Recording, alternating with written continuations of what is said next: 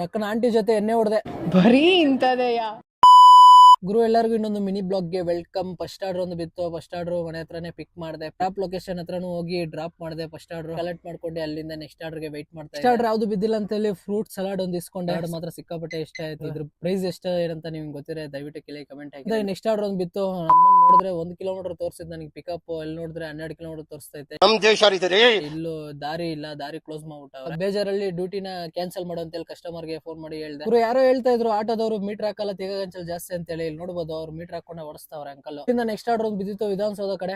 ವಿಧಾನಸೌಧಕ್ಕೆ ಹೋಗಿ ಒಂದು ಲುಕ್ ಹಾಕೊಂಡು ವಿಧಾನಸೌಧಗೆ ಒಂದು ಬಾಯಿ ಹೇಳ್ಕೊಂಡೆ ಅಲ್ಲಿಂದ ಜಾಗ ಖಾಲಿ ಮಾಡಿ. ಅಲ್ಲಿಂದ ನಮ್ಮ ಮೇರೆ ಸೈಡ್ ಒಂದು ಆರ್ಡರ್ ಬಿತ್ತು. ಇವರೇನೆ ಕಸ್ಟಮರ್. ಟೀ ಕೂಡ ನಿಲ್ಸು ಅಂತ ಹೇಳಿದ್ರು. ನಾನು ಒಂದು ಗ್ರೀ ಟೀ ಇಸ್ಕೊಂಡೆ. ಅವ್ರ ಒಂದು ಕಾಪಿ ಕುಡ್ಕೊಂಡು ಅವ್ನ ಡ್ರಾಪ್ ಮಾಡ್ಬಿಟ್ಟು ಅಲ್ಲಿಂದ ಜಾಗ ಖಾಲಿ ಮಾಡಿದೆ. ಆದ್ರೆ ಈ ಹಿಂದೆ ಅವ್ರು ನೋಡಿದೆ. ಇವ್ ನೋಡಿ ಅವ್ರ ಅಮ್ಮ ನಮಗೆ ಆರ್ಡರ್ ಇಲ್ಲ ಅಂದ್ರೆ ಜಾಸ್ತಿ ಕಟ್ ಆಗ್ಬಿಟ್ಟೈತೆ. ಹಾಗೆ ನೀವೇನಂತೀರ ಒಂದು ಕಮೆಂಟ್ ಹಾಕಿರಿ. ನಾಳೆ ಬ್ಲಾಗ್ ಅಲ್ಲಿ ಸಿಗ್ತೀನಿ. ಅಲ್ಲವರೆಗೂ ಟೇಕ್ ಕೇರ್, ಟಾಟಾ. ಮತ್ತೆ ಭೇಟಿಯಾಗೋಣ. ನಮಸ್ಕಾರ.